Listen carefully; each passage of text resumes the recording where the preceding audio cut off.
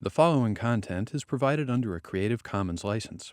Your support will help MIT OpenCourseware continue to offer high-quality educational resources for free. To make a donation or view additional materials from hundreds of MIT courses, visit MIT OpenCourseware at ocw.mit.edu. Audio quality for this video is poor due to technical difficulties. Okay, today, political barriers to educational change. One had to cram all this stuff into one's mind, whether one liked it or not. This coercion had such a deterrent effect that after I passed the final examination, I found the consideration of any scientific problems distasteful to me for an entire year. Who said that? Einstein.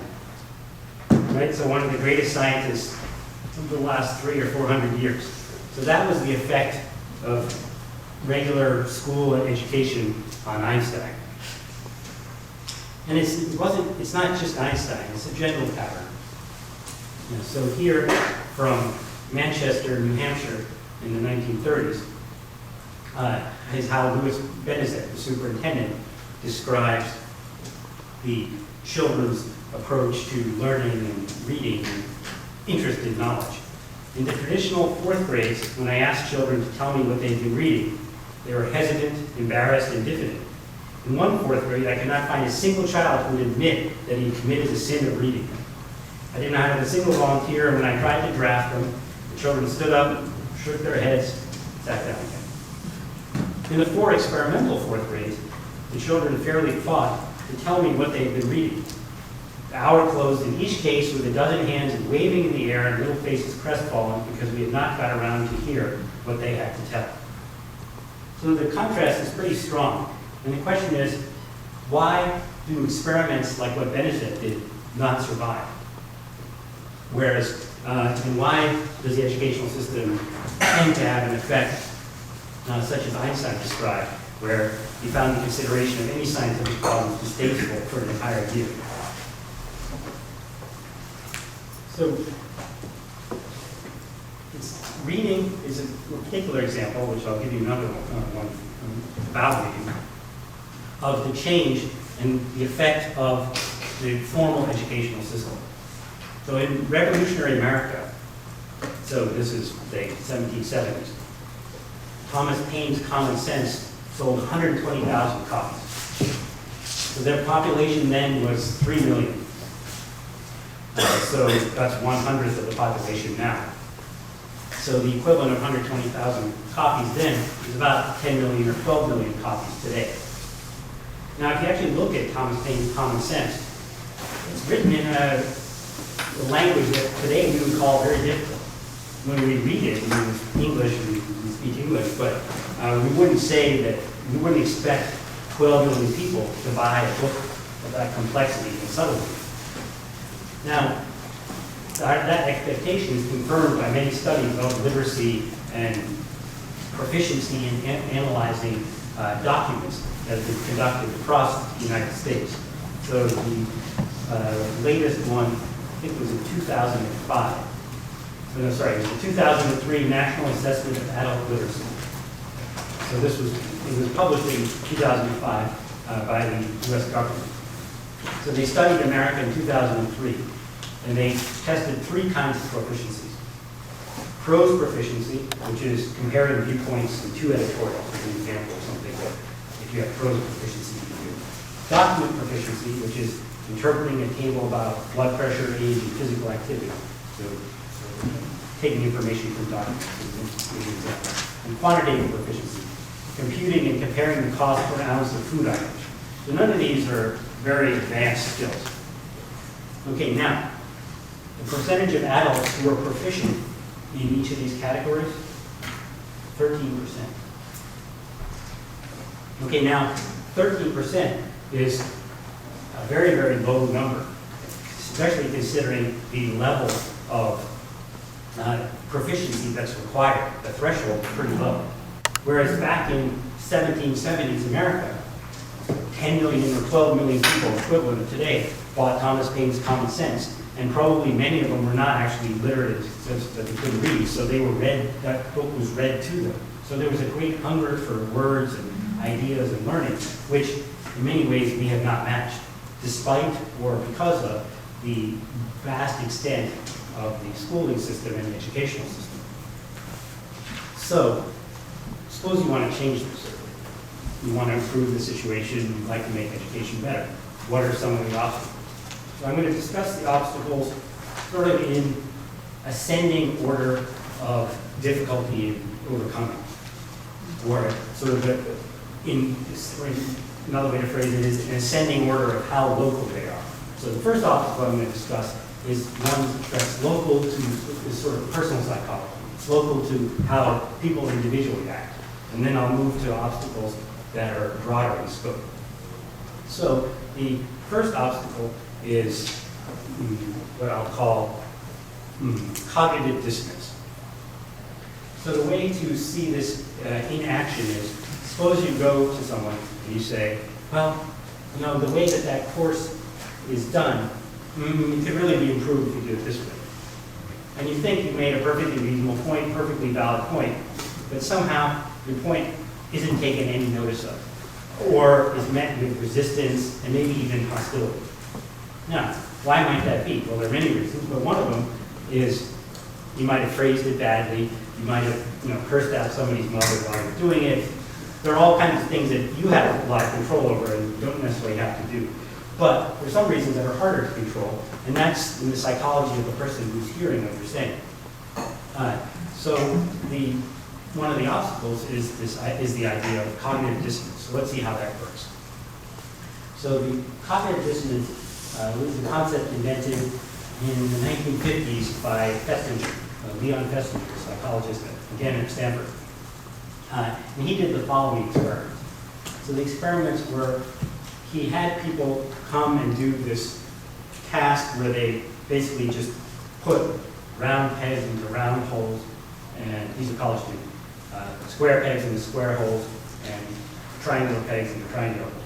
So after they did the experiment, they were then split into two groups. So they were asked, so group A was asked, we need, three groups. So group A was just sent away. They did the experiment and then they left, and nothing more was heard from them until a year later. Group B was told, we actually need people to help us recruit more volunteers for this experiment. And obviously they might have had problems recruiting people to do the experiment because it was so dull. All you do is square pegs into square holes. So they said, would you be willing to be an experiment, our assistant in helping recruit people? And in group A, not, so they just went away. So group B, they were offered a position as experimenter's assistant and were paid like $20 for that. In group C, the same thing, they were offered a position as experimenter's assistant and were only paid $1.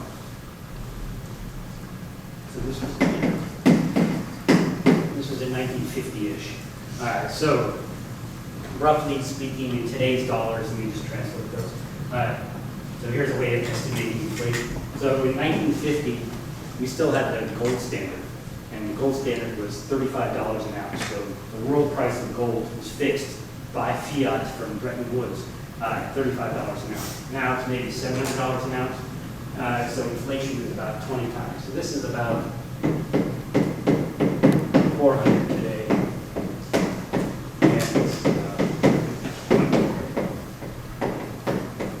Okay, so then what happened was these students then did their work, either nothing or this or that, being an assistant, and then they were tested a year later about their opinion of the experiment. So that was actually the real experiment. So these students thought, like all psychology experiments, they thought they were actually helping recruit people for an experiment, when actually they were the experiment. They were the subjects. So a year later, they were asked their opinion of the experiment. Did you think it was interesting?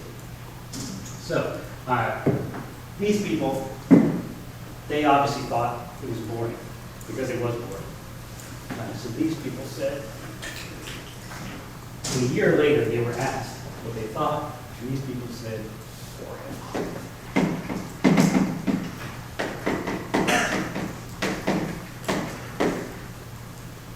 okay, now, what about groups B and C? What did they think? So take a minute or two and try to predict what their opinions about the experiment were 1 year later. Question, yes? So did people have a choice to participate? Like the people who see were they forced to do this? Question, I don't think they were forced. It was the group B people who agreed. And the group C people who agreed. I'm pretty sure that's right. And I'm sure they weren't forced.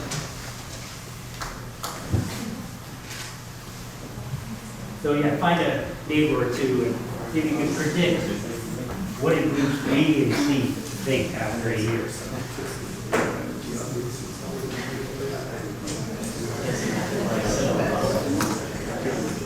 Okay, so what do you think they thought? Yeah. Maybe group C liked the experiment better because they would only try to recruit if they wanted to, because they were getting a big incentive. Okay, so group C maybe liked it more than group C. Yeah, so the question is who liked it more. So maybe group C liked it more.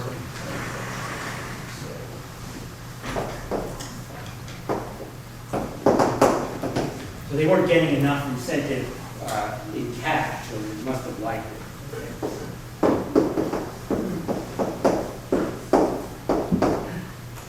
Okay, other thoughts, comments, opinions? Yeah. What I've said that it's possible they didn't like it originally, but they convinced themselves they liked it because they were doing this work recruiting for not very much money. Okay, so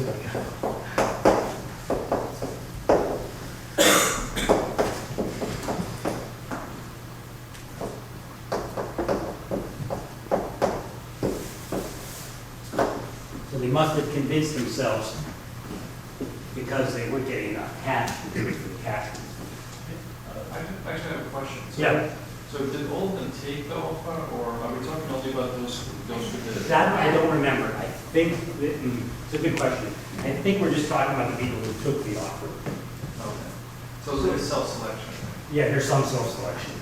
But for good control, then, we probably should ask the question immediately after the experiment before asking them to have a system and then use that to control to see if there's self-selection. I think that you can do. And they might have done that. I don't remember all the details of it. So they might have done that. One of the controls is group A, but you're right. I think that's another good control. And they might have done that. Other comments or questions? Or predictions? Yeah. Is this a flat rate or is this a per person?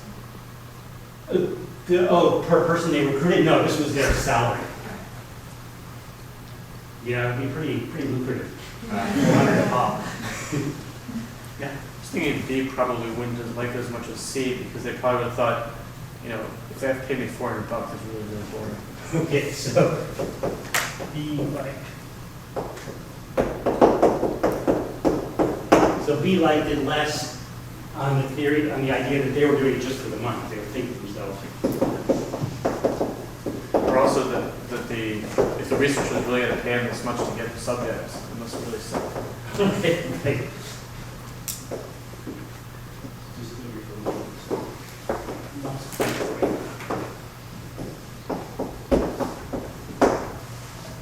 Well, you can look at it another way. You can say they're paying me this much money. There must be some intrinsic importance to the work. So you could convince yourself that Could go both ways. Yeah, Right, they're paying me a lot, so it must be really important work. They must have tons of government funding, for Yeah. example. So it could be mercies.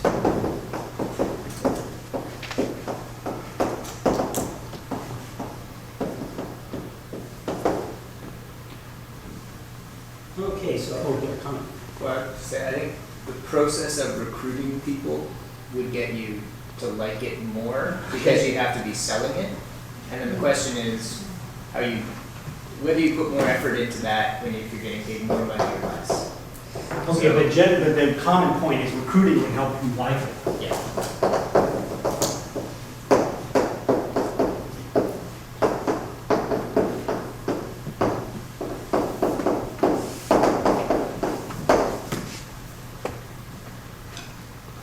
Okay, so this, I would say, yeah, so to me, actually, I mean, you're right, actually. What happened is that these people still thought it was boring.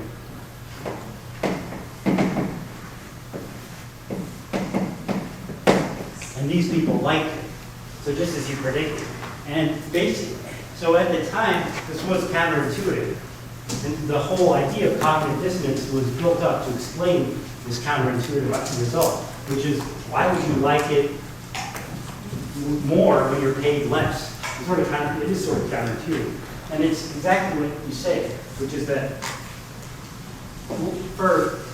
you reason to yourself, well, if they're giving me 400, yeah, sure, I'd sell my grandmother for 400. You know, it doesn't mean I don't like my grandmother, but $400 is $400. But if they're only giving you $20, that's option C.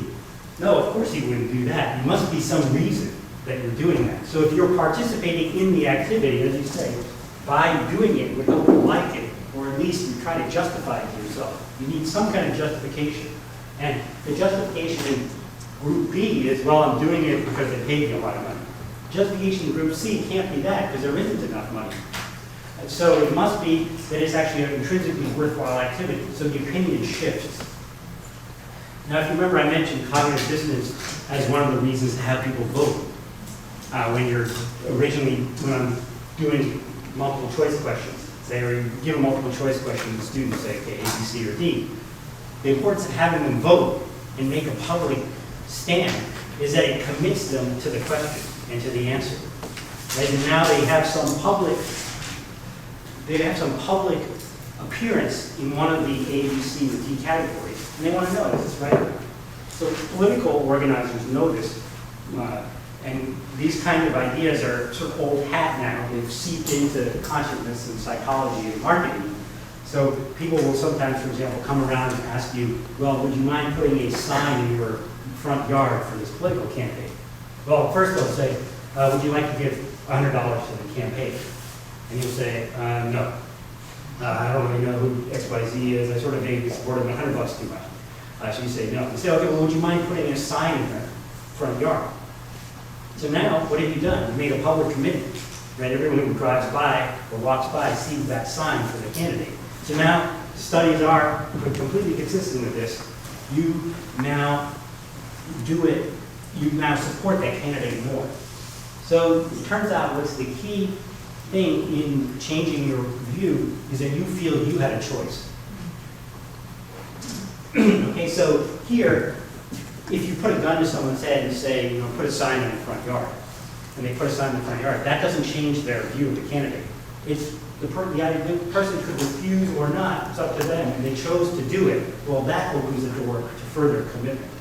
So here, it's sort of like they're putting the gun to their head.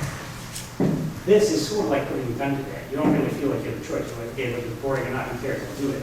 Whereas here, you took the choice, and the ones who did it changed their view. So cognitive dissonance is very, very powerful. Now, how does that relate to people's response when you say, 1 second, we'd like to change the course? Okay, we'll come to that. Yes, question? Yeah, so I didn't understand that group A then was not offered a choice. Yeah, they were just sent away, and they were asked a year later to see what they thought of it, and they said, yeah, it's boring. The sort of control. I mean, you'd expect them to say it's boring when they did. Oh, that's to truly know whether they're going to be boring or not. Yeah, just to check, so no one could say, well, maybe people found it really fascinating. Because they did. And so we just check. So now what happens when you say to someone, oh, well, we really should change the way this course is done.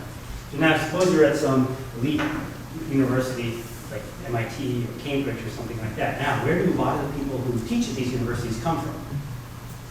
Either that same university, especially in England, that was really notorious, and they even had a justification for it, which was that our system is so wacky and different, only people who've been through that particular system can possibly teach you.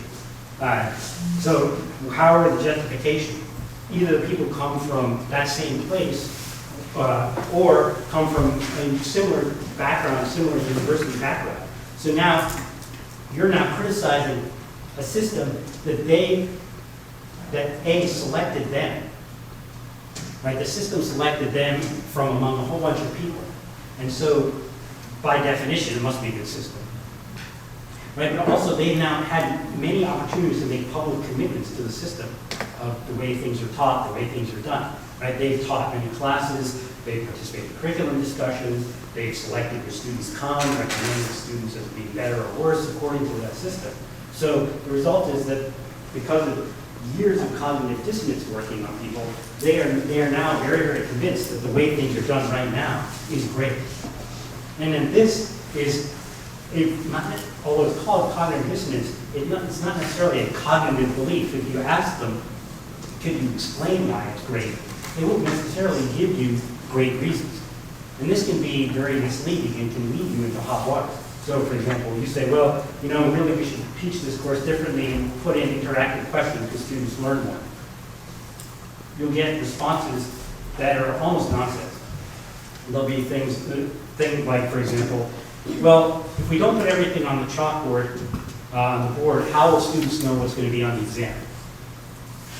And, it's a valid English sentence, but it's not a very good argument because there are other ways to communicate with students. You can put stuff on notes, you can say read the book, there's tons of answers to that problem. But these kind of things would be offered as just a complete trump card. Okay, the ace of trumps has been played.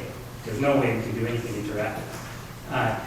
Now, that level of thought that's behind it, no way people would put that level of thought into their research and be successful at research. But how come that's okay and considered convincing in this area? Well, because it's really not a cognitive response that's being made. It's an emotional, it's a belief response. You've threatened and challenged a person's core beliefs, and they're going to come out and react very strongly. And if you try to argue it just on the rational level, they'll actually end up angering people and angering yourself as you wonder why you make no progress.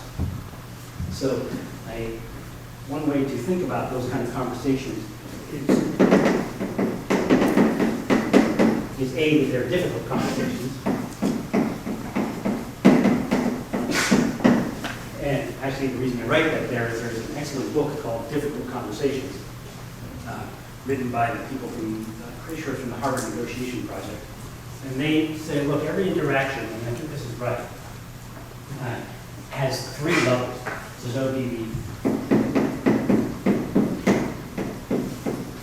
factual level, which is just the ideas being exchanged. So should we teach interactive or not? Is there enough time? There's the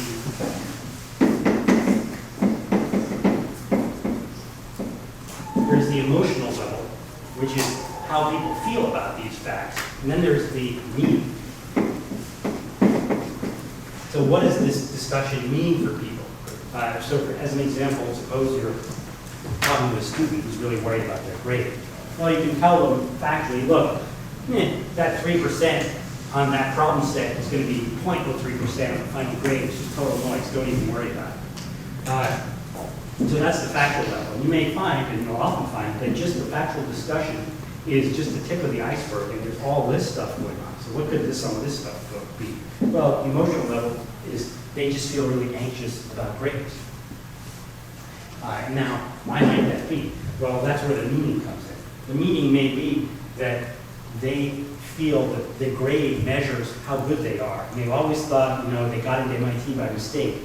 And now people are going to find them out. If they ever get a bad grade, well, then their cover will be blown. And everyone will know that they don't belong there. So it may have a really strong meaning for them, which is driving emotion, which means just a purely factual discussion is going. So it's a similar thing with the discussion of changing education, is that people will have a factual discussion that seems pointless and just frustrating to you, because actually there's emotional investment in the way things are done, and meaning. It means a lot to people. It's the system that chose them. It's the system they're committed to, and it's being criticized by you. Therefore, you're going to get a whole bunch of unrealized anger in response. Question? So when it comes to changing a single class and adding some interactivity, what are the downfalls of avoiding the difficult conversations by asking for forgiveness rather than permission? Yeah, that's a good question. So asking for forgiveness rather than permission, one of the downsides is that, so in other words, do it and then talk about it later. So I think in small and moderate doses, that is a good idea. Because first of all, no one's going to notice. Because they're too busy with their own research and teaching to necessarily busybody over what you're doing. So you have definitely some freedom right away, which you might as well use. But if you want to make any larger changes, like for example, take out something that you think isn't so important in the curriculum to make room for doing this, and somebody downstream really wants that.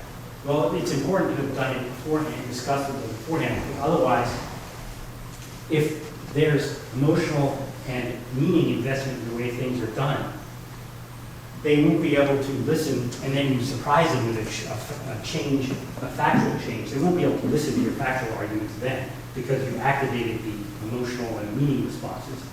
So you want to try to soothe those things beforehand and get all those out of the book at first. So I would say for smaller changes, yeah. For larger changes, it's important to have people jointly figure out what to do, which is true of any political change. And that's why when I deliberately chose the title Political Barriers to Educational Change, because political barriers has the implication that it's a political problem, it's a social problem, it's a collective problem.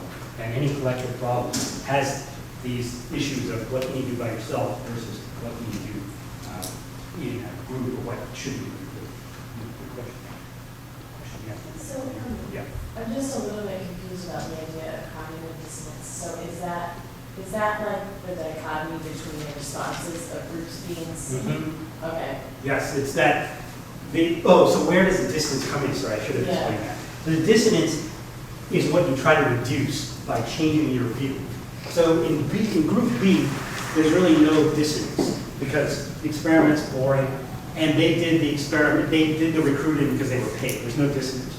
Here, the experiment's boring, but they don't have the resolution that, oh, I'm being paid to do it. So they have to have some way of reducing that dissonance. And they're going out recruiting people.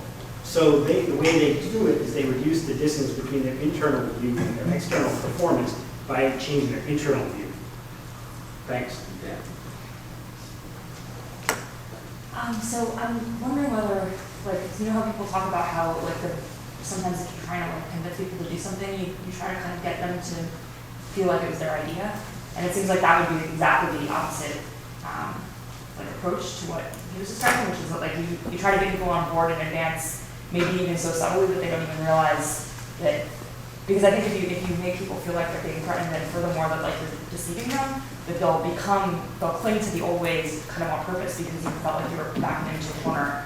And not just because like even if they're not committed to it because like it produced them as like, you know, like top-notch scholar, but just because people don't like to be fooled and they don't like to feel like they're being taken advantage of. Right, so that's why I would say, yeah, take advantage of the freedom that you have, that everyone sort of gives, to make smaller changes just on your own. But do you have like ideas for how you might like go about in general, like convincing people that things are their idea? Yeah, so not so much convincing things that their idea. One is, I mean, yeah, I don't want to phrase it as make people think that it's a dishonest thing when it's doing that.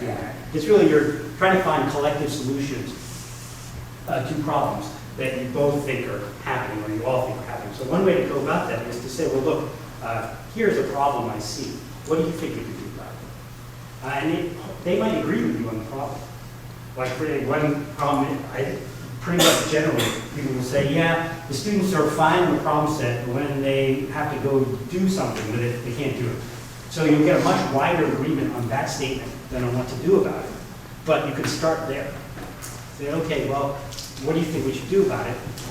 They may have some ideas. They may accept the idea that, well, this is a serious problem and it's not clear what to do about it. But that right away gives you some license to try experimenting with things. So you say, okay, well, here's one thing I'm thinking of trying. Let's see how it works. So you're not saying, it must be done this way. This is the only way to do it if you're bad for not doing it. You're saying, well, I'm going to try this. Let's see how it works, and I'm happy to share the results with you, and you can use that too. And so there's another related point to that, which is the, I don't know what percentage to give this. Let's call it 10, 10, 80. So 10, 10, 80 is this.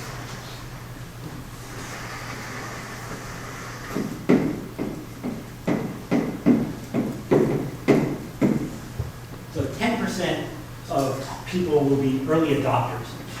They're really curious about new things. They want to try new things. So it's called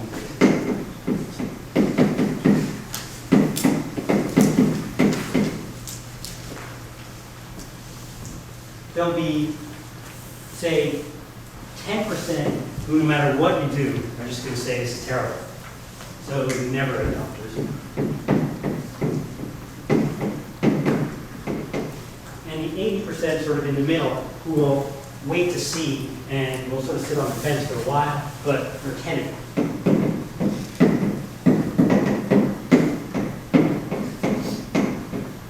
But open. You know, maybe they have other priorities, but they're open to these kind of things. So my rough rule of thumb is when you're talking to someone, quickly figure out which category they're in. If they're in, this is true in political discussions, right? You probably have relatives in the family who you just agree, we're not going to talk about politics, right? So I have them, I'm sure I'm in some people's category of that too. We just say, we're just not going to talk about that. Because one or the two of us is not going to adopt the view of the other, no matter what is said, because we just think it's absurd. So if someone's in that category, don't even spend any time. Just spend your time figuring out if they're in that category, you say, okay, time to move on. If they're in this category, you usually can figure that out pretty quickly too. Work with them. And if they're in this category, that's the people you can reach if you do things in a good way. Okay, and it's actually pretty large. I think in the 70s this was called the quote silent majority. That was the code phrase for it, yeah. Are you done with this? Yeah, good. Could you talk a little bit, or maybe you will later, about what sort of scale changes you're talking about? For example, and also along with that, how much power each individual professor has to design their own course. If you figure out sort of what the prerequisites are for the next course, then I don't see exactly what the problem is doing whatever you want in your course as long as you meet this, as long as you teach them. So the question is, what size scale changes am I talking about? Well, it depends how much freedom you have. Depends on the change you want to do. Like for example, suppose you took to heart some of the readings that were for today.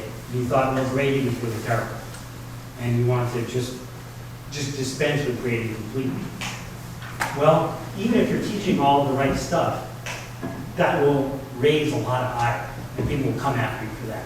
Even if you're teaching everything right and you're doing all the prerequisites, because it will trigger all kinds of factual, emotional, and meaning responses from other people, and it'll go against many, and that's what I'm going to talk about next, is features of American society that think we must do things that way. So you have less freedom to do something like that, even if you're meeting all the prerequisites. Now, if you want to, for example, use different examples to teach the same ideas, you have almost complete freedom. So it really depends what you want to do. Then there's many scales you can make change. So you may find that there isn't any way to do what I want to do and meet all the prerequisites for the next course, because it just means doing way too much stuff. Okay, well now you have the problem of a bigger scale change. How do you get the whole group of faculty or group of people in charge of that area of the course to change what's going on? And change the prerequisites, change the overall curriculum. So now you're definitely going to be working with lots of other people. There's another sort of dichotomy, which is the course required or not? If the course isn't required, you have much more freedom.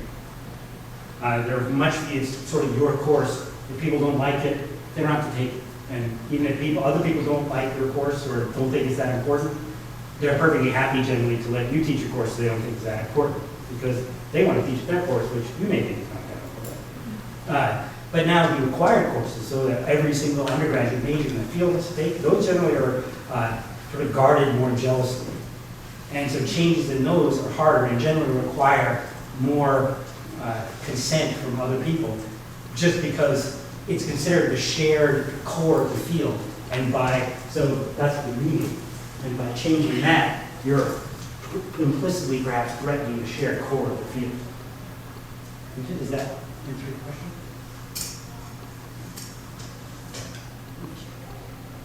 Okay, so what I'm going to talk about after the break, so this was the idea of cognitive dissonance and sort of local and maybe just a few, in your local group, in your department, maybe your school, difficulties and obstacles and issues that come up when you're trying to make some kind of educational change. What I'm going to talk about after the break is society-wide features to American society or say European American society in general that impose really large obstacles to educational change. In some ways even bigger than this one. I mean, you definitely want to take account of this one, but it's also important to take account of even larger scale ones. And those will be behaviorism, Taylorism, and the history and purposes of school. So we'll talk about those after the break. It's 9:58 right now, so we'll start at 10:08 according to that clock.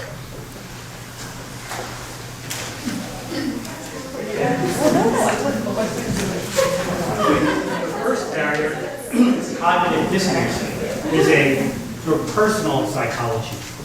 So now I'd like to look at factors that span an individual. I mean, this spans an individual in the sense that it's a common feature of our psychology, maybe of this society's psychology, but you see it in individual people. But there are also features that are common across, sort of, you could call them social psychology, or social tendencies. And the first one is behaviorism. So that, it's the behaviorism is also a school of psychology, which grew up basically in America, grew out of Pavlov's work on conditioning dogs and work on teaching pigeons by reward and punishment. And it was in psychology, what it was a focus on outputs. So it basically denied the importance of studying what's going on inside in the mind. It was correlated with what's called the logical positivists in the Vienna school. So in Europe, around the same time, and soon after, was the rise of quantum mechanics. So if you look at quantum mechanics, and quantum mechanics was created partly by the Vienna logical positivists in that milieu. The quantum mechanics, what's one of the fundamental ideas is what's called an observable. It says, look, don't talk about what's not observable. The important thing is what's an observable, and everything is sort of a religion around observables. All right. So behavior psychology was almost in the same way. It said, look, don't talk about the mind. We don't know what the mind is, and maybe it has no separate existence. Let's just talk about behaviors. How does what you do affect what the organism does? And now that, it's a fine way of training pigeons, but it's not a great way of understanding people. And actually, but you can see that it's actually dominant in lots of American education. So behaviorism was actually strongest in America. It was eventually, I would say, demolished as an intellectual movement, basically in this space. I guess the old linguistic department was here. Noam Chomsky in 1957 and 59 wrote a review of Skinner's book on behaviorism, and that's considered the coup de grace behaviorism.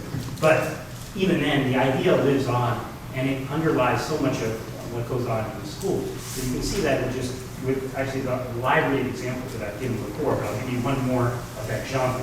So this was a study, this was, fifth, sixth, and seventh graders, no, fourth, fifth, and sixth graders. They were asked, well, what's 6 times 3? No one had any problem with that. It's 18. They were asked to make a story problem for 6 times 3 equals 18.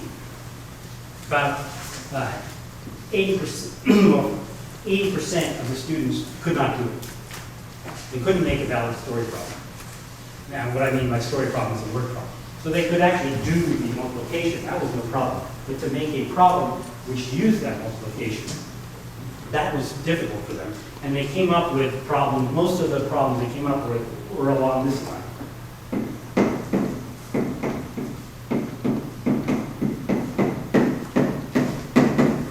On On Monday, Johnny buys 6 apples. It's always Johnny, not John. I don't know why.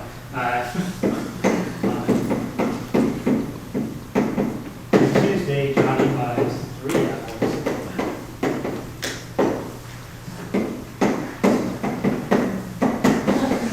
So 6 times 3 equals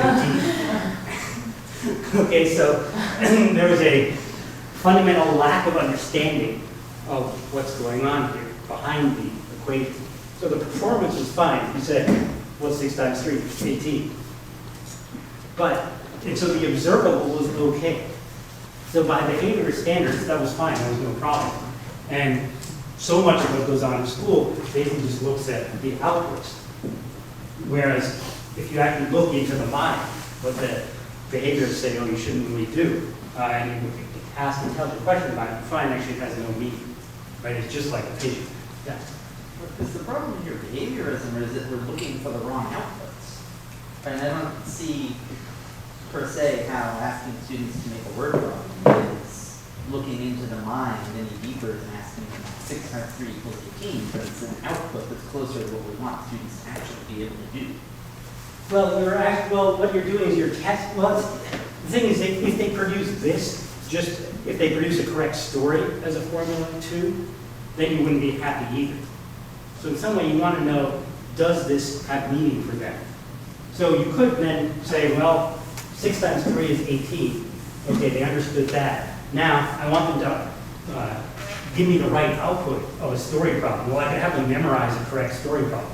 Whenever they see multiplication, do this kind of story problem.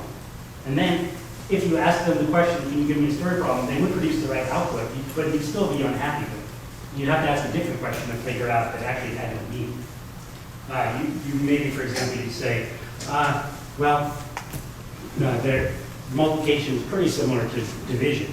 So let me see if they can make a story problem for division. Or let me give them a different question, which is this one. Suppose they hadn't had this question before and hadn't been pigeon trained with it.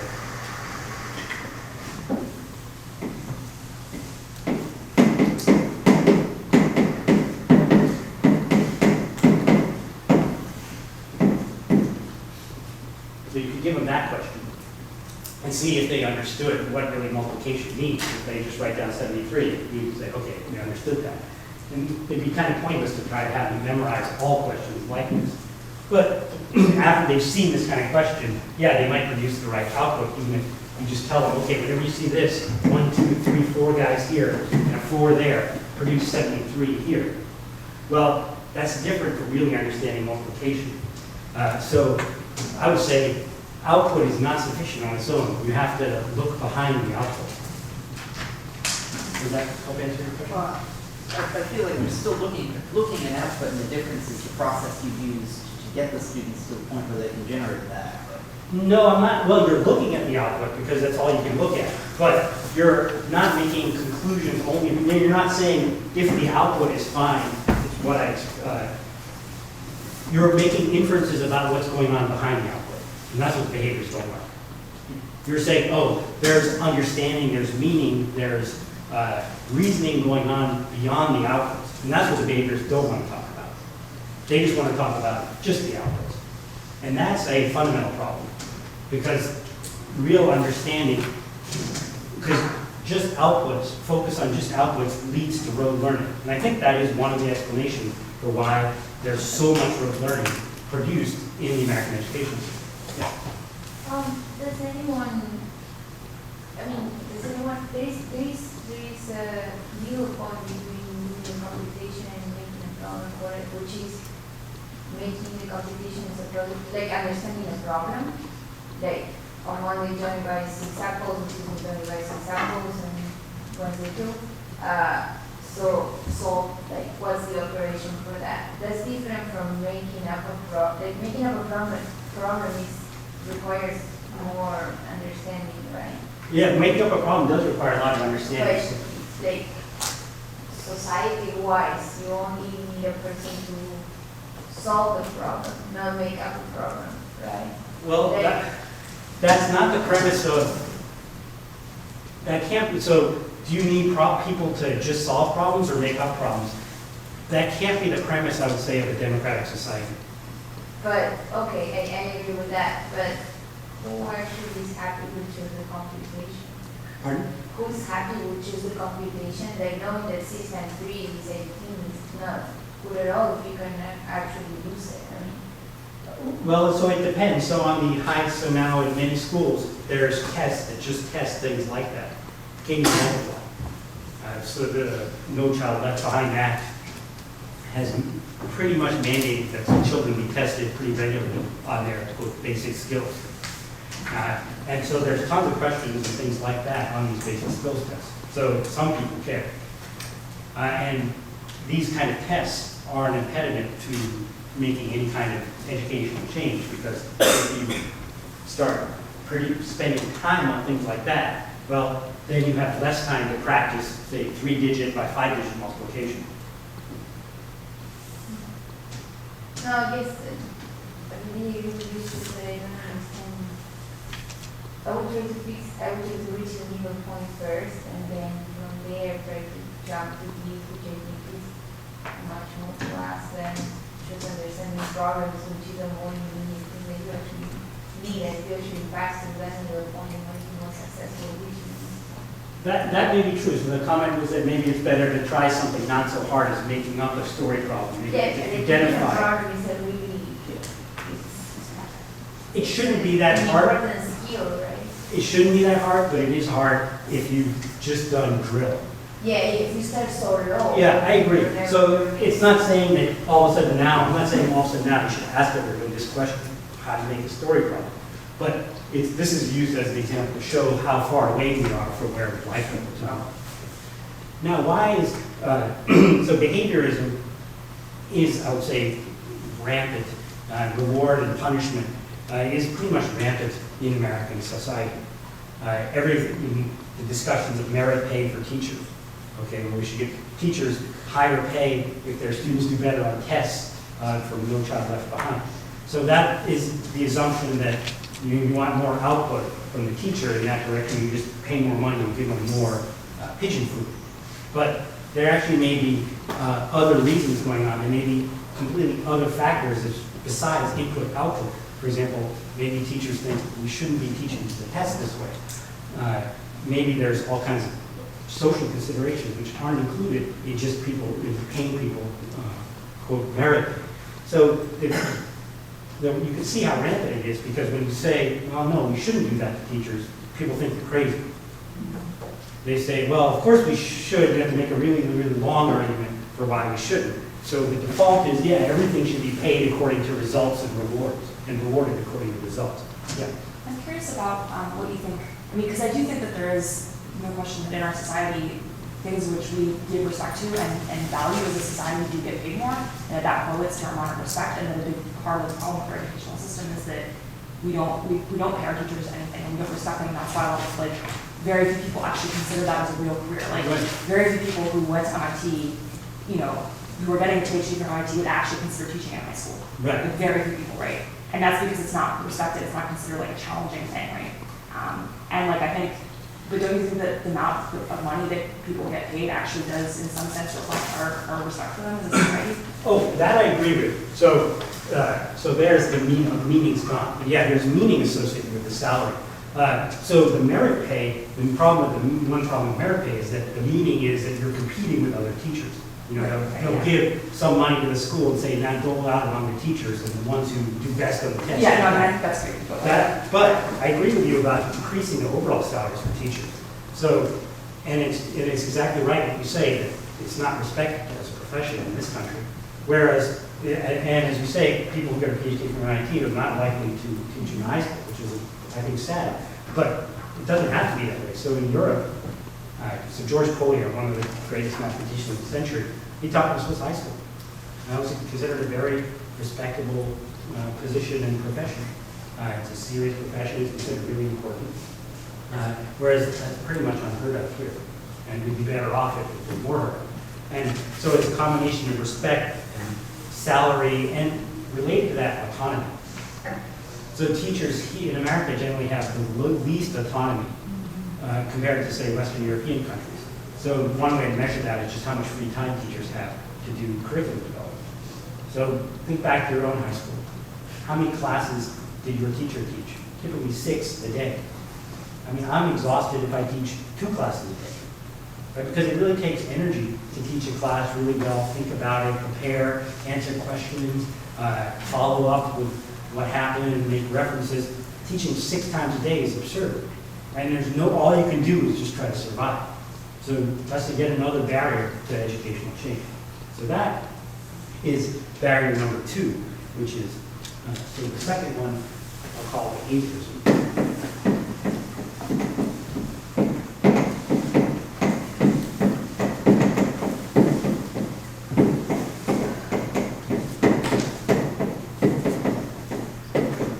So it's a focus on outputs and reward and punishment.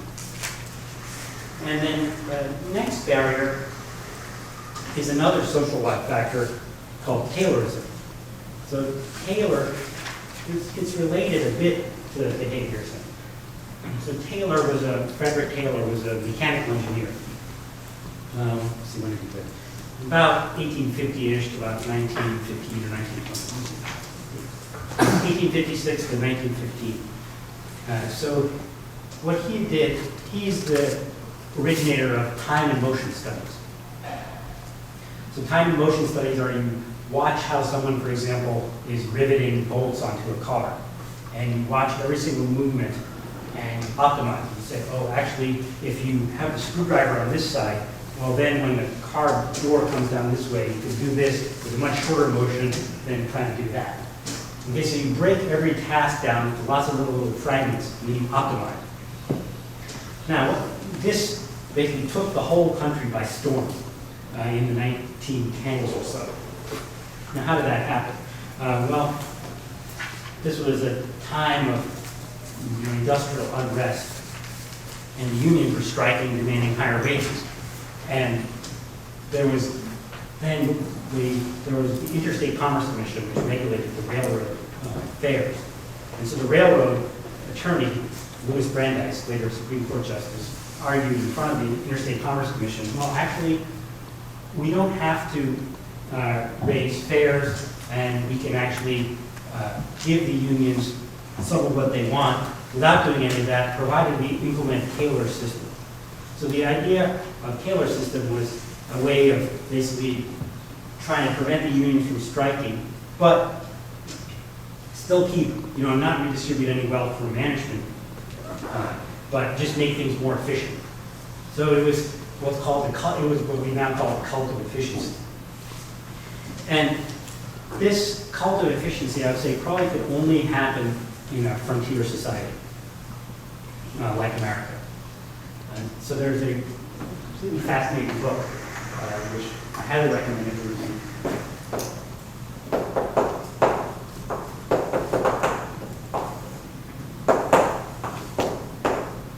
The Great Frontier by Walter Prescott Webb. So what he looks at is he looks at the effect on European society of the European discovery of the Americas. So around 1500, basically. Columbus sailed and all the explorer voyages sailed. So what happened? Well, before 1500, Europe was extremely crowded, lots of people, very few resources, very little land, pretty much deforested, not much fuel, and so it was a hard place to live. With the discovery, of the New World, that switched. There was now a ton of land and not enough people, especially after the Indians all got smallpox and died. There was a ton of natural resources, wood, minerals, eventually oil. So around 1500, the world society changed, at least the European society. And with it changed conceptions of how society should work. And in the frontier societies, basically everything was there for the taking, and you just had to work to get it. So in a frontier society, basically work was a religion. That was the religion of a frontier society. And you can still see that in America. How many weeks of holiday do people have legally guaranteed? I think 0. Right? And whereas in, for example, England, I think it was 4 weeks, maybe statutory minimum. and Germany it's 5 or 6 weeks. So in the frontier society, work will be a religion, and it's likely to be a place where ideas such as Taylorism will grow and sprout and thrive. And so Taylorism spread throughout the entire country, including to the schools. And you can still see it in the schools. You know, school is considered a factory, and the inputs are the students, and we want to do that as efficiently as possible. Big class size, giant buildings, give you economy of scale, whatever it can be, to produce more product at the end. And so this, one of the early examples of a Taylor school was the platoon school. So this was an elementary school. And what they did was this is absurd. They enrolled 10% to 70% more children than there were seats for in the classrooms. Okay, so now how do they achieve this efficiency? This is done by dumping the 10% to 70% on the playground and into the auditorium or basement, and by keeping all the children rotating from room to room, teacher to teacher, so the same 10% to 70% may not be kept waiting longer than 30 consecutive minutes to get into classrooms. So even the 6-year-old children have 6 or 7 teachers a day, and as many as 12 or 13 in some cities. And teachers handle as many as 400 pupils in a day and 1,000 in a week. So the Taylorists came to the schools and said, hey, look, these schools are there, you know, it's all very well to have small schools for people, but really it's not efficient. Look, there's all this inefficiency you can squeeze out of the system, right? And so you can see probably MIT is going to be going through something like that with the budget cuts. So all the Taylorists will descend upon us and try to squeeze the the inefficiencies out of the place. So what they said was, oh, look, there are all these rooms that aren't being used, right? You have the gym that's not used all the time. There's the lunchroom that's only used, you know, at lunchtime. That's crazy, right? There's an empty room there. There's a playground that's only used at recess, right? What we should do is we should rotate the kids all the way through. And you actually see that in schools now. They have lunch period. Many of them have lunch period that starts at like 10 a.m. and the lunch period goes till almost 2, right? Because it's a much more efficient use of the lunchroom. But ironically, they have canceled recess because recess isn't efficient. Recess is not efficient for doing standardized test problems. So yeah, you'll see that as well. So again, the cult of efficiency, that was back in the 20s, that quote I read from. It's from Raymond Callahan's book called Education and the Cult of Efficiency, a study of the social forces that have shaped the administration of public schools. It's about Taylorism in public schools. But it continues to today, and No Child Left Behind, you can see, is the first example of that. One mother wrote and said, the long lines of marching children looked to me like nothing so much as the lines of uncompleted Ford cars in the factory, moving always on, with a screw put on or a bird tightened as they passed, standardized, mechanical, pitiful. Or is the factory system carried into the public school, which needs only the closing time whistle to make complete its identification with the giant, great industrial plants. So there you have another fundamentally important social factor. So barrier 2. So behaviorism and Taylorism are sort of lumped together, which is the joining of the school and the factory, and the educational system and the social order.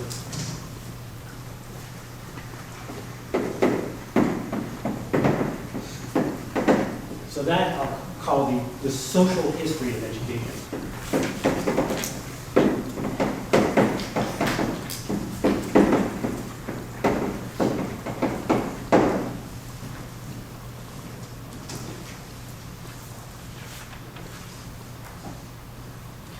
So education, America was one of the leading countries in this, in making schools free and required, with compulsory free education in public schools. So this, in Massachusetts actually, our state was the leading state in America in doing this. And so Horace Mann, in the 1840s, he was one of the leading educational reformers, and he was arguing to businessmen, okay, you really should be willing to have higher taxes to make schools free and required. Now, why would businesses want to part with their profits to pay for schools? Well, he said, look, there's all these benefits from schools. The schooled workers are more docile and quick in applying themselves to work. They have better domestic and social habits, and their punctuality and fidelity, and they have higher punctuality and fidelity in the performance of their duties. So basically, he was arguing for school as a method of social control. Now, there was a strange feature in my high school, which I never understood until I actually read about this, history of Horace Mann in public schools in America, which was that, so I experienced this firsthand. One day in my high school, this racist student attacked me and called me nasty names, and so then I fought back, and we sort of fought to a draw, which was good, because he was trying to do serious damage. And then, as a result, the school policy was that whoever was in a fight was suspended for 3 days. So we were both automatically suspended and then had to go to court to figure out who was really at fault. Okay, but by then, of course, I'd already been suspended for 3 days. So I was suspended for 3 days, and I got to find out what are the policies when you miss school. So it was very interesting. So first of all, if you're late to school 3 times in a quarter, then you fail for that quarter. Okay, if you fail the second quarter of a semester, you fail the semester. If you fail the second semester of a course, you fail the entire year. And if you fail a required course, like English or math, I think was required, then you fail the entire year and you repeat the whole grade. Okay, so they were very, very, very sticklers about punctuality. But they didn't really care what your grades were that much. You could get C's and D's on tests, and you'd do much better than if you missed 4 days of school. Now, my teachers were nice in this case. They said, no, don't worry about it. Good thing you fought and stood up for yourself. We won't do any of that stuff. But it was always puzzling to me why punctuality was so much more important in this public school, and it was supposed to be one of the leading public schools in Pennsylvania, than the actual grades you got or how much you learned. And when I read the history of Horace Mann, I thought, oh yeah, that actually makes perfect sense. The purpose of the school wasn't necessarily to teach people to think and really understand. It was, the social history behind it was to produce people who were basically docile workers for the factory system, which was just coming around in the 1840s.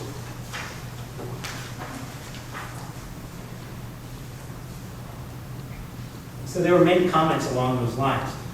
One of the arguments also for the school, similar argument, was a resolution that the best police for our cities, the lowest insurance of our houses, the firmest security for our banks, the most effective means of preventing pauperism, vice, and crime, and the only sure defense of our country are our common schools. They mean the public free schools that are required. And so again, it was seen as a defense of property, basically. And this was true. So when I say America, it's not just America, actually. In England in 1870 passed an Education Act that required public schooling and made free compulsory public schooling. And the arguments in England were almost exactly the same.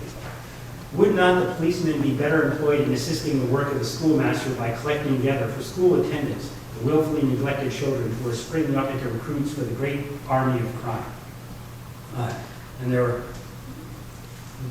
And what would prevent the working classes from engaging in those vain strikes which end in 99 out of 100 leaving them in a worse condition than before?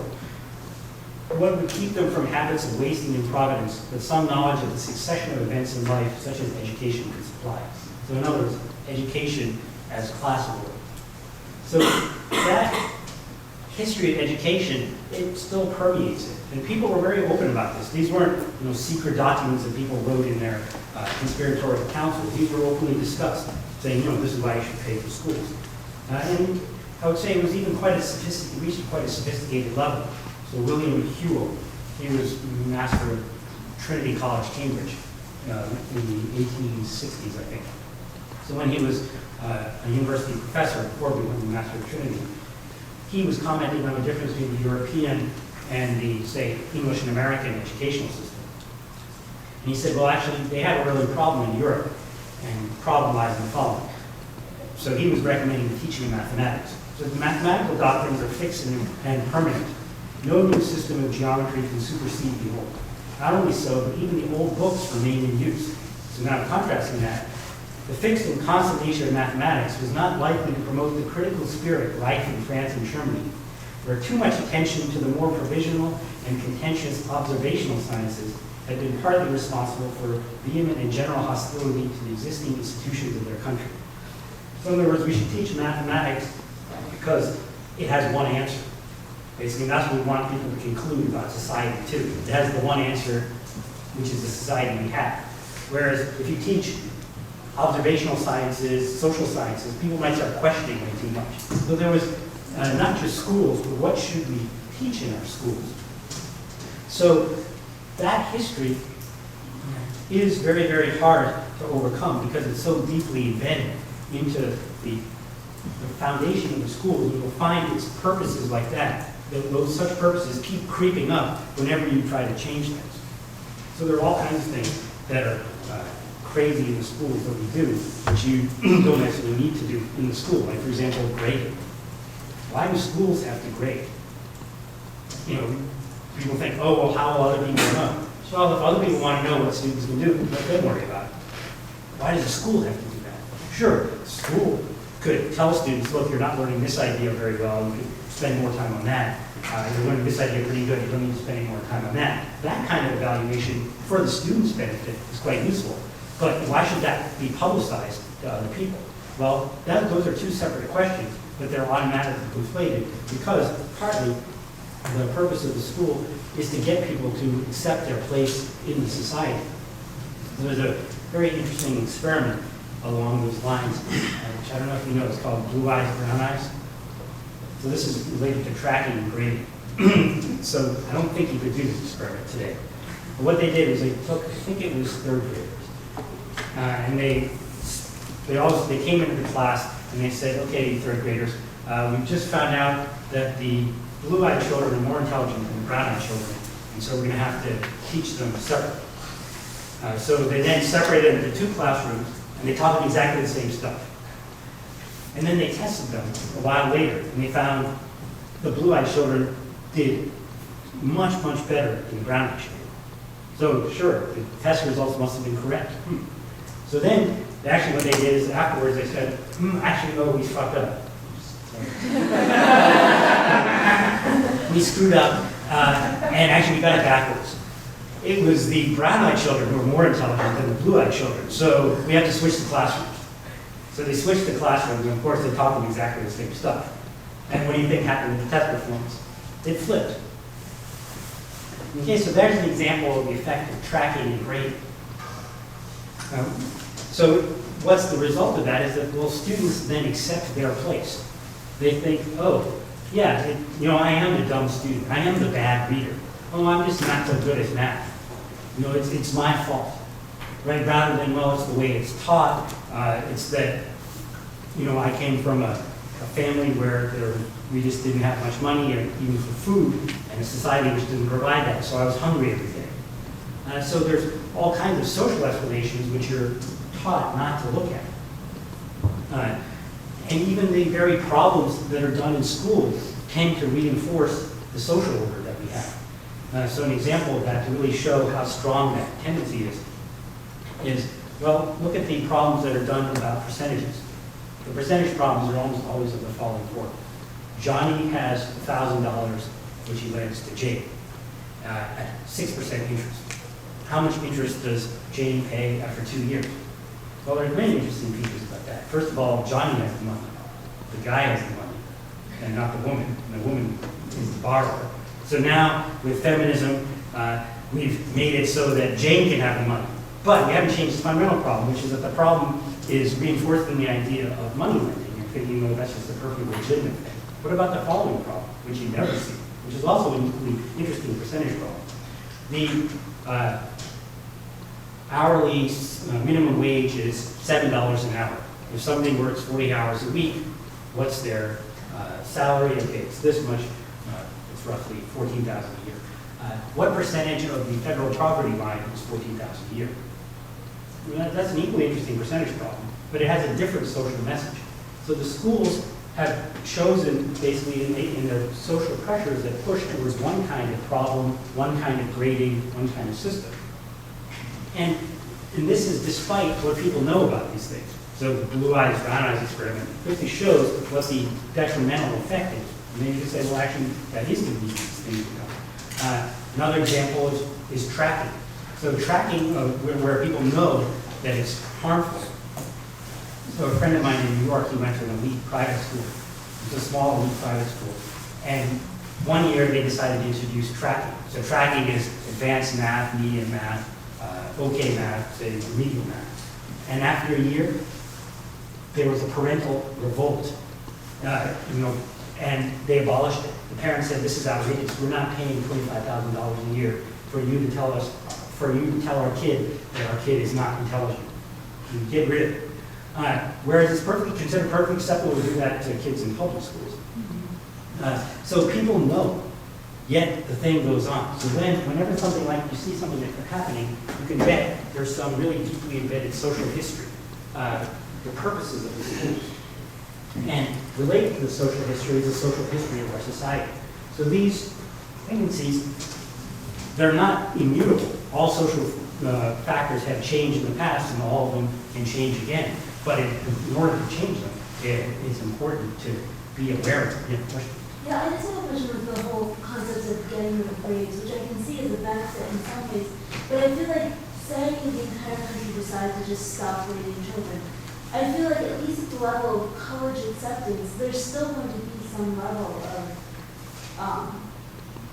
of evaluating the children, and eventually it's just going to be that some other form of evaluation is leading to this separation, even if it's not just by numbers. Say everything heavily relies on letters of recommendation. Well, students are going to start competing for those good letters of recommendation. And is there any way to really deal with it without that? Well, I think you've identified a fundamental problem, which is the competition. And so it's sort of like the waterbed. You know, if you sit on one side of the waterbed, the other side goes up. So if you reduce competition in one place, it might increase in other ways. So for example, you could have no grades in high school, but then you have a really, really high stakes university entrance exam, which is not necessarily the ideal solution. I think the ideal solution is that you make good universities accessible to all people. Or, for example, you make it so that you don't need a university degree to earn a reasonable salary. But is that ever going to be possible? Well, I would quote Margaret Mead on that. Never underestimate the power of a small number of people really committed to something good to make social change. Not just a small number, but people in general. So all things that we now think are absurd and just horrible were once normal. Slavery was considered absolutely normal. And in fact, the view of the inferior races. That's a lot of cognitive dissonance behind that, probably. But all these things that we think are horrible now, torture, are now considered just beyond the pale because of social movements. So my main point here is that these are structural, fundamental, large issues, and they require structural, large, society-wide changes to fundamentally change them. But it goes both ways. The schools themselves produce people who reinforce the social structures. So if people have come through the blue eyes, brown eyes experiment, and they feel themselves that they are not worthy, they're less likely to try to make a social change to make a just society. Okay, so it goes both ways. Improving the schools, and the educational system improves the society. Improving the society improves the schools. Yeah.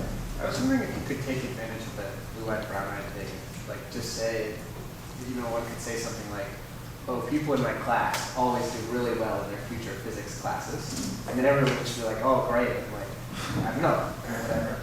It's a great point. So the point was, could you take advantage of the blue-eyed, brown-eyed experiment to just tell people, look, everyone in my physics class does great. And so just actually make people do well by that. There's actually a fair amount of data that does work. So it probably wasn't phrased in exactly that way, but the example I'm thinking of is women's colleges.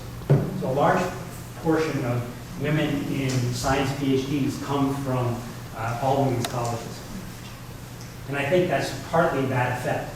It's just expected, in the regular society, women are generally told, look, like the Barbie doll that was taken off, that was withdrawn. There was a Barbie doll that for a while said, oh, math is hard. I don't do math, or something like that. That's what it taught. It's really amazing that they thought they could do that. So there was a huge outcry, and they had to take it. And some people did spoofs. They put that is Ken doll. And they put a big deep voice in the Barbie doll just to play on that. But that social attitude does sort of permeate the society, and it's much less in the all women's colleges. So places like Swarthmore, Bryn Mawr, and Smith, where women are just expected, of course you're going to do well in science. Everyone around here does well in science. It's not considered something special. I mean, it's considered a good thing, but it's not that, oh, the men do it, not the women. So there you took away the blue eyes or the brown eyes and just put everyone do well. So I think that is a reason for not criticizing kids, when you're raising your children or trying to teach them things. Don't criticize them. And same with grading in university.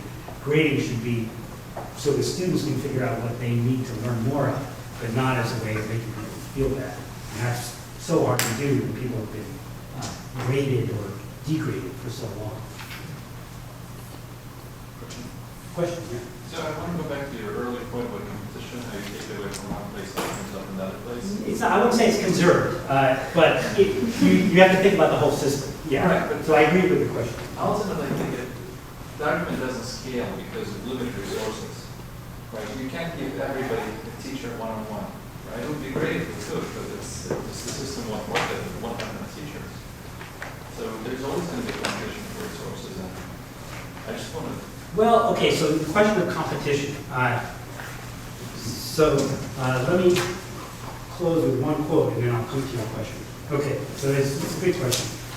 So to continue what the rest of what Einstein said. So remember, before Einstein said that one had to cram all this stuff into one's mind, whether one liked it or not. This coercion is such a deterring effect that after I passed the final exam, I found the consideration of any scientific problem distasteful to me for the entire year. It is in fact nothing short of a miracle that the modern methods of instruction have not entirely strangled the holy curiosity required. For this delicate little plant, aside from stimulation, stands mainly in need of freedom. Without this, it goes to rack and ruin without fail. So, I hope that when you're out in the world, and you're teaching and raising your children, that you find ways to make more freedom in education, so that the students actually that you produce improve the society, and they then can help you improve the schools and the rest of the education system. Okay, your question about competition. It is a fundamental one about competition for resources, but you have to really make a radical analysis. The radical in Latin means to the root. So you have to get to the root of the problem. So the root of the problem, you can see it in the extreme case of India, where there's so many people and so few sort of comfortable jobs. And the root to the comfortable job is in education. That there's intense competition for tutors and all this, not because people want to learn, but because that's the means to actually not starve on the street. So what that shows is that, not everyone wants to learn with a tutor differential equations, but a lot of people are learning differential equations with a tutor because that means they'll get a degree, which means they can work in an investment bank, which means, well, it used to mean that they'll be comfortable. So part of the issue is redistributing the wealth of the society so that you're comfortable whether or not you've had a tutorial of differential equations or one-on-one tutorial. Then, when the fears are taken away, people are much more likely to do things for intrinsic reasons. So the people who really are interested in that will do that. The people who are really interested in teaching that will teach that. And you'll have a redirection of social resources in a much more productive way. But that requires, for example, providing, say, guaranteed income, guaranteed health care, maybe even guaranteed basic schooling for everyone, so that those things aren't features of competition. Yeah. But the system based on competition is by default self-regulating, right? Because if you I don't know about that. So a good example, is the system based on competition self-regulating? I'm not sure about that. The mortgage derivative market is a good example. That actually what happened was, you could think of it in electrical engineering terms, is you had, let's do it at a continuous time, S point.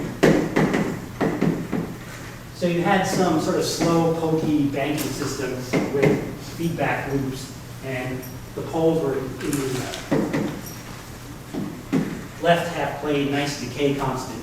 And then the competition to make more money quickly, well, one way to make more money was to trade ever quicker and ever quicker.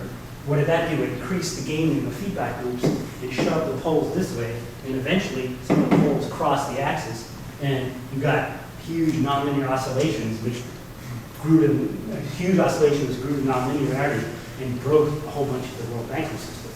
So it's actually not necessarily true that this competition is self-regulating.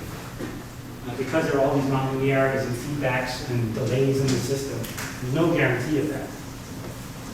And one of the harms of the competition is it sets people against each other.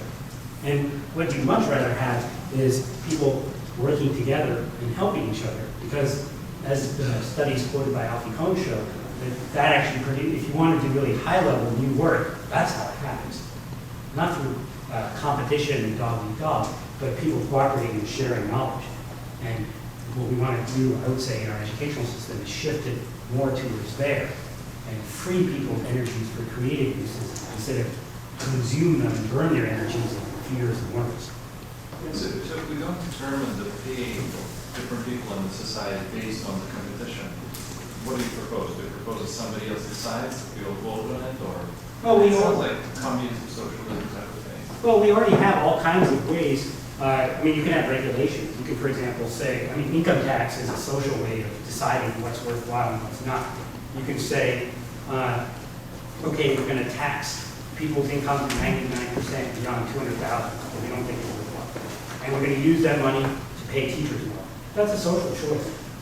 We could say the teachers' salaries are this, so that if we think it's a worthwhile thing to do, we could say, look, we think bridge building is really important and revitalizing traces is really important. We're going to pay people to do that. Those are social choices, just like a family can be. It doesn't have to be coercive. So we can change our educational system that way too. The barrier to it is that our thoughts are limited by the educational system that we went through. So in one way that's bad news, because there's this giant feedback loop keeping things the way they are. On the other hand, because there's a feedback loop, the educational system affects the society and vice versa. Well, it means you can work anywhere on the feedback loop you want that you think is interesting. You can try to improve the society directly, you can try to improve the educational system, and all. You can sort of try to snip the feedback wherever you see it and insert something good in here. And you improve things for everybody that way. Okay, so if you could fill up the question sheet, and I'll put on the website the two things I mentioned, which is the slides from last time, as well as a reference from Carol Dweck.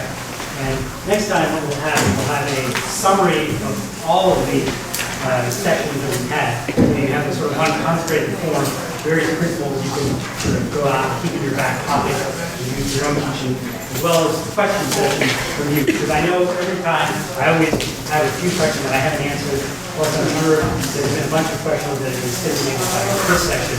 So we'll try to answer all your questions next time. So that you have no more questions ever in your whole life. Answers from Lecture 10 to questions generated in Lecture 9. Okay, lots of questions from last time, so I won't answer all of them because otherwise we'll probably spend the entire time just on the questions from last time, which maybe I should have anticipated since it's a it's a central topic and one that connects to not just education but directly to society, the topic on political barriers to educational change. So I'll answer some of those, but then I wanted to also give you a chance to ask any questions that have been unresolved, that have come up in your teaching, or that you think might come up in your teaching. So one of my old teachers, Donald Knuth, always reserved the last session for student questions, and I think it's a really good philosophy to basically tie everything together, tie all the loose ends up. So I call it your turn. Okay, but part of your turn was answering some of your questions from before. Is social education a bad thing? And so the comment was, I'm still not convinced that social education is a bad thing. Obviously, it gives a lot of control to whoever gets to make the decision of what constitutes a good citizen. But some of the social agendas in public schooling were good. For example, diversity, recycling. And that's true. So it's not that, I don't want to be misinterpreted as saying society is a bad thing. I think society naturally educates people. You pick up your values from people around you. Your parents give you ethical norms. Schools give you ethical norms. And I think it's exactly what the question said. It's that who gets to decide? Is it, some group of elites who decide, or is it the whole society collectively deciding what they think is good for everybody? And that what's good for everybody may not be one thing. And maybe the decision is, well, different people need or want different things. And we think a good society is based on the idea that people have freedom to follow their interests, and also some maybe required work that everyone needs to learn, for example, reading. But then what you read may be up to you. So yeah, I don't think all social education is a bad thing at all. I think all education is social. There's no way to avoid that. That's inherently, we're social animals. And it's the question of what's in that education. And it's the same thing, political barriers to educational change. It's not that politics is inherently a bad thing. It's the question is, what kind of politics do we have? And how can we make that better and more humane? So for example, I think recycling is a good example of making things more humane. Okay, if competition demotivates some people, does it motivate other people? Does eliminating competition reduce maximum performance?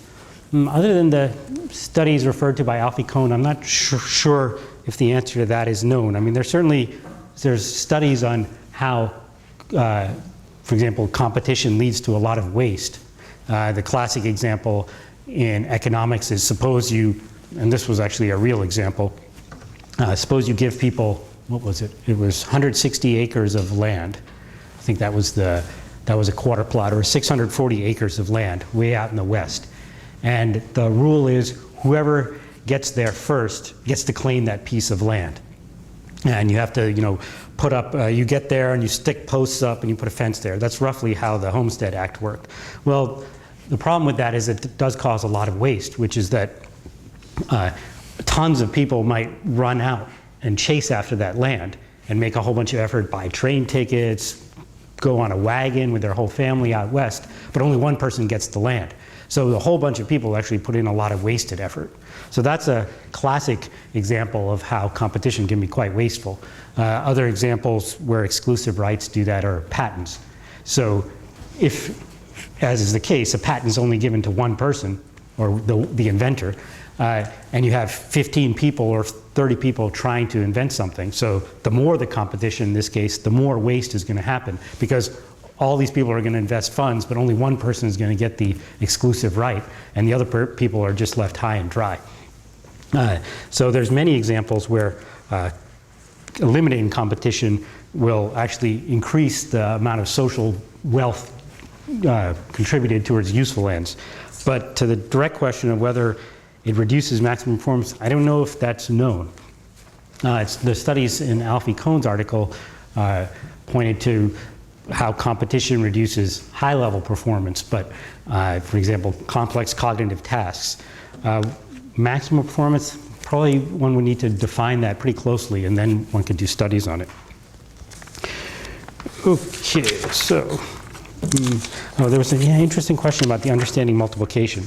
So the understanding multiplication example I gave, where people could multiply 6 by 3 and get 18, but then couldn't come up with a word problem that used 6 by 3, or they could, but the word problem was Johnny buys 6 apples on Monday, he buys 3 apples on Tuesday, so 6 times 3 is 18. So that was maybe a bit unfair to ask students, because writing a story draws on skills beyond mathematical understanding, such as imagination and language.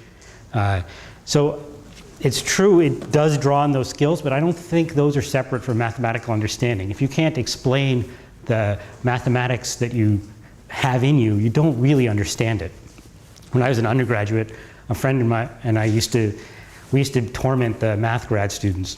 It was sort of unfair. When we were really curious about math, we were fascinated by math, and we wanted to know what people do in graduate school. And only later did I realize we were actually tormenting them. We weren't doing it intentionally. We would ask them, okay, what are you working on?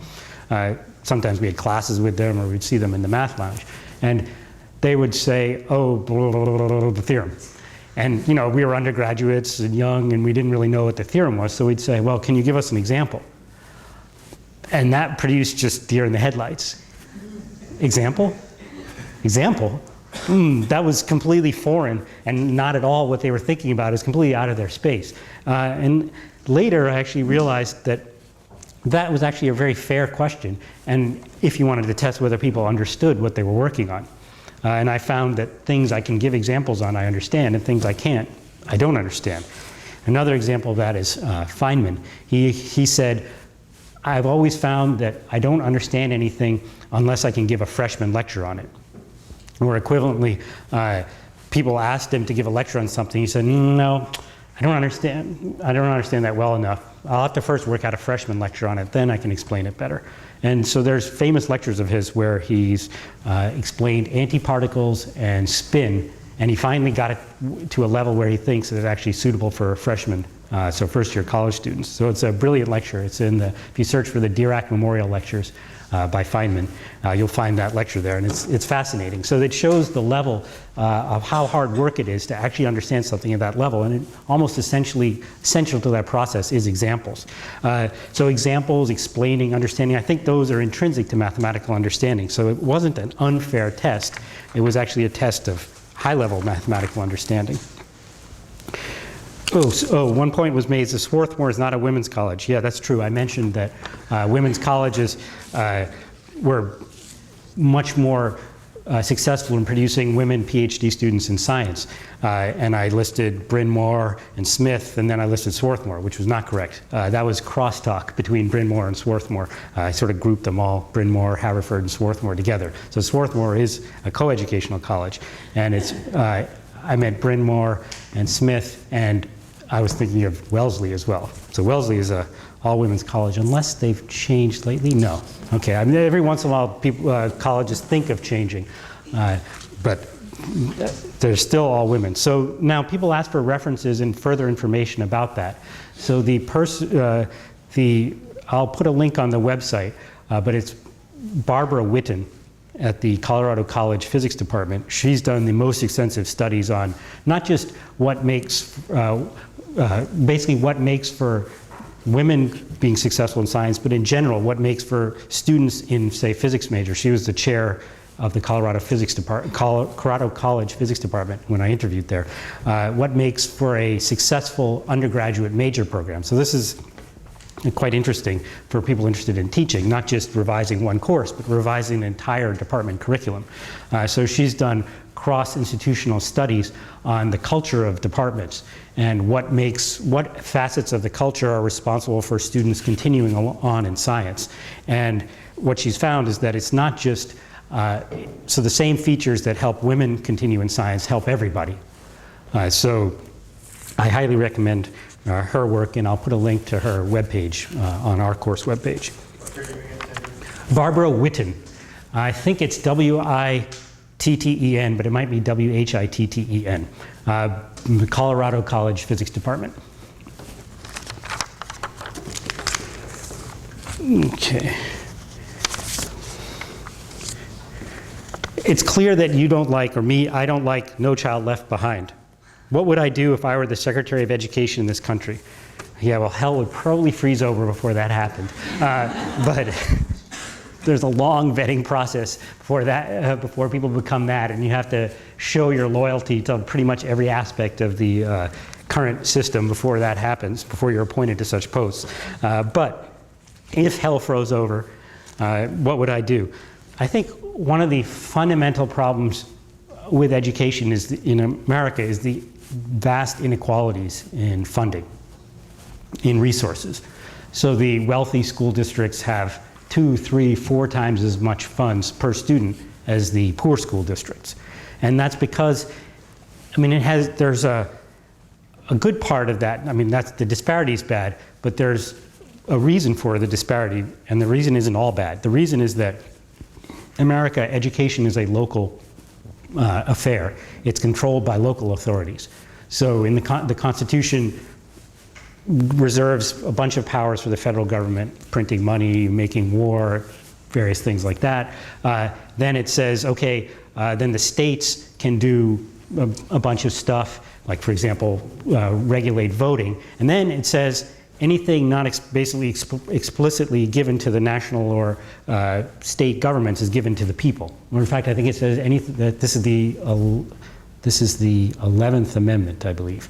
10th or 11th Amendment. It says, especially devolution, it says any powers not given to the federal government go to the state if they're given to the state, and if not given to the state, they go to the people. In other words, and so education is in that category. It's nowhere mentioned in the Constitution, education. So it's not given to the states, it's not given to the federal government. So in America, it's given to the local authorities. Now the problem is that different communities have different wealth bases. You know, there's some very rich suburbs, and for a while the cities were wealthy, but then people fled, all the wealthy people fled the cities in the 1950s during suburbanization. So the cities, the centers of cities became very poor. So there was vast disparities in wealth there. And I think one thing is that the federal government could do is actually just correct those. So there have been lawsuits along those lines for forcing state governments to try to correct that. Because there is some role for the states in education. I'm not sure where that comes from in the Constitution, but there are state boards of education. And I think it's Vermont and New Jersey. There have been lawsuits in state courts to force the states to equalize funding across school districts, so somehow mitigating the differential in property tax revenues.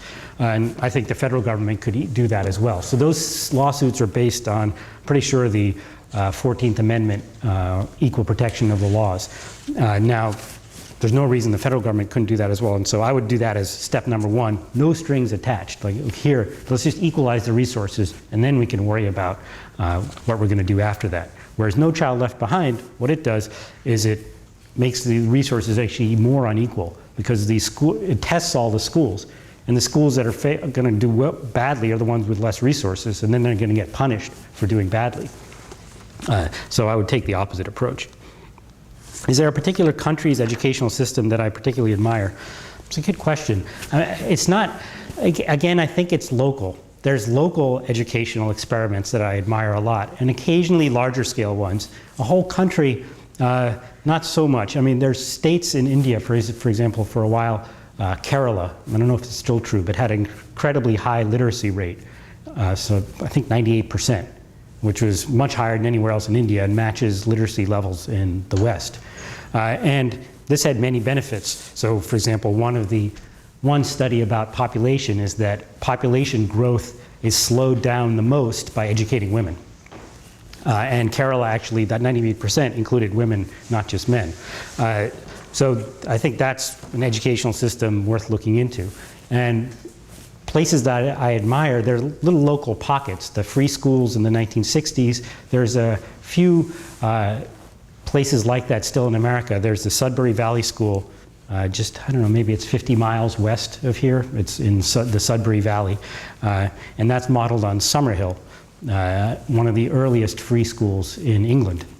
So actually, it has its good and bad. So Summerhill, there's no required classes, and there's no required curriculum, and students, and the students can go to class or not, or can play outside.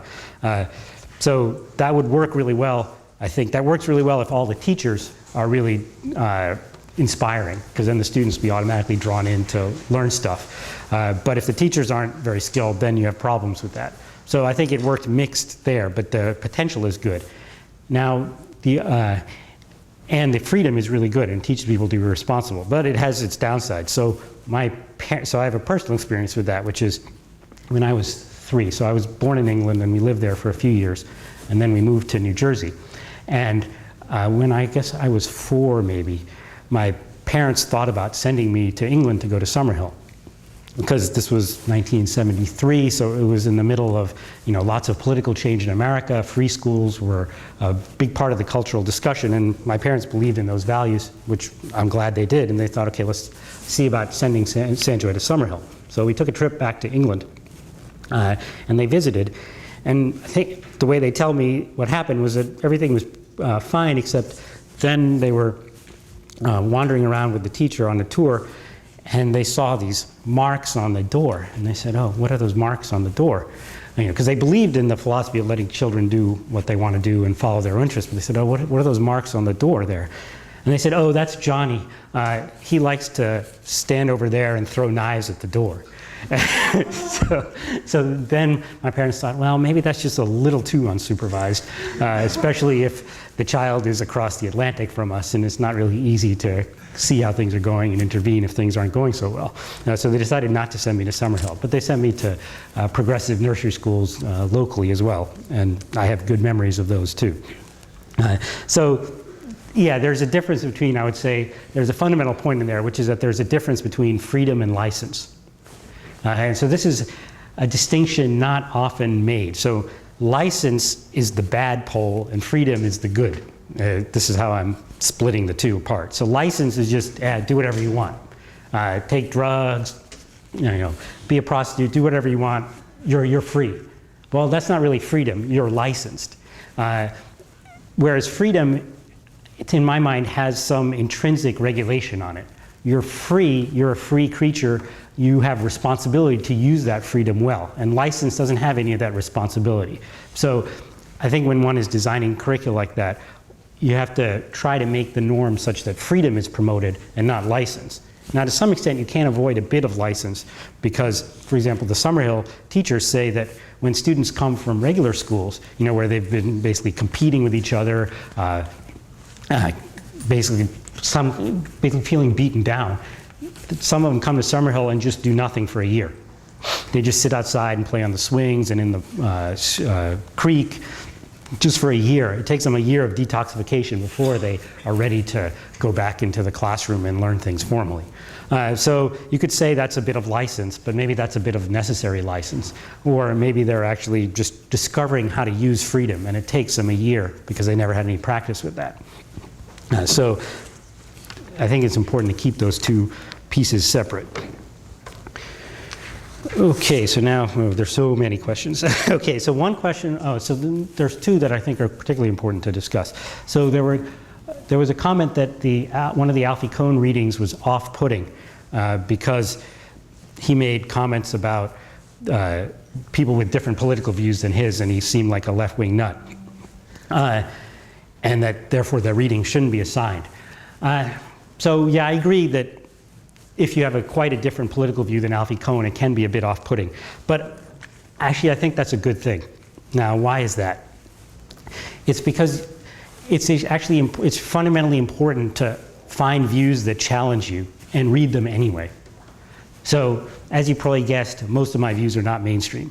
So I do that all the time, whether I like it or not. Just when I open the paper or if I happen to watch television, which I actually don't hardly at all. But if I open the newspaper or read things, just right next to my office, there's a teaching magazine. I forget what it's called. Prism, maybe? I forget the name of the magazine, but it's on the magazine display. And I just was walking by and turned my head this way to read the title on the front cover, and it said, students coaching, how would it go? Oh yeah. Cash incentives are proving successful for promoting student learning. So this was against everything I believe in. So if I had time, I'll actually read the article. But I'm surrounded by things I disagree with, and I think that's actually pretty healthy. So if you disagree with an article, read it all the way through. The danger of not doing that, and the law professor Cass Sunstein from Chicago, who's talked about as being a possible Supreme Court nominee by Obama, he's written eloquently about the dangers of not doing that.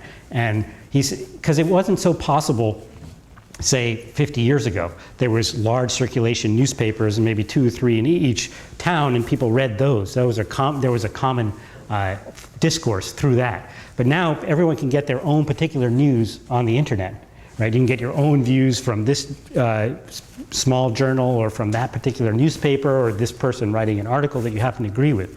And the danger is of people just collecting into small little micro communities, which where each community just agrees with itself and only reads things and discusses things that they agree with. And that's very unhealthy for democracy, he points out, which I think is right. So I think it's very important to actually seek out things you disagree with. And so if I happen to give you a reading that at first you disagreed with, it's not such a bad thing. And it's actually, it belongs for sure in an academic curriculum, because that's one of the purposes of an academic curriculum. You know, the word university comes from, it has uni in it, one. So the idea is this one universe. All ideas are open to discussion. Okay, even ones we disagree with. Okay, so let's see, there was,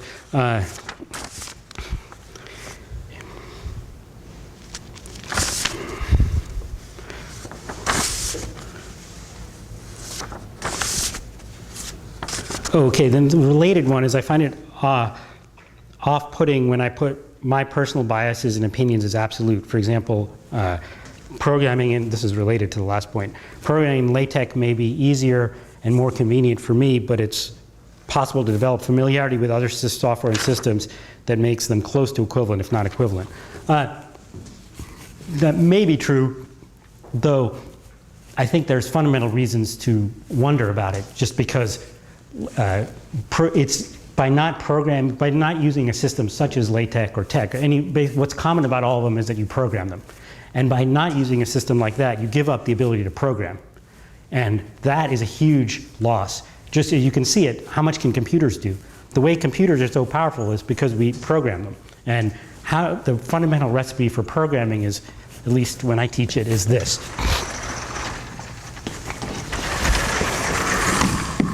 So this is the fundamental idea of programming, I think. So you do something, and then you do it again. And when you're doing it again, you're like, oh, I just did this. Maybe I should write a program. Nah, I'm too lazy. But then the third time it happens again, you're like, okay, bloody hell, this time, write a program. Okay, so basically the recipe is the third time you're about to do something, don't do it. Write a program to do it. So now you have a little mini program that you can reuse. Now it's a new module. And you can use that module to build still new programs. You can build a huge tower of abstraction. So for example, in the figure drawing program, you can actually write programs that generate trees. And then you can write a 5-line script, and you say, okay, feed that to my tree generating program, and it'll make a tree that you can use in your figures, in your talks, or in your books. So I'll post a few examples of that. The input as a 5-line tree and the output PDF. So that is so the first time you write that program, it takes longer than doing it graphically, no question, which is why this second part happens. Because you do it sort of the slightly hard way the first time. You don't realize the second time you're like, oh, there's something in common here. But it's too late. I just have to do it the slightly hard way. The third time you think, okay, finally I'm going to do it with a program. So I think there are fundamental reasons to think that if you can program your documents, you'll also be more efficient. Now, that actually may end up not being true. I suspect it is, but it may not be. But even if it isn't, take it as not an absolute, but as a suggestion to try in your own work and in your own writing. Okay, and I don't mean it as an absolute. Okay, so now there's a ton more questions, but I'm going to leave them for now. And if at the end we haven't used up all the time for questions, I'll continue with some of those questions.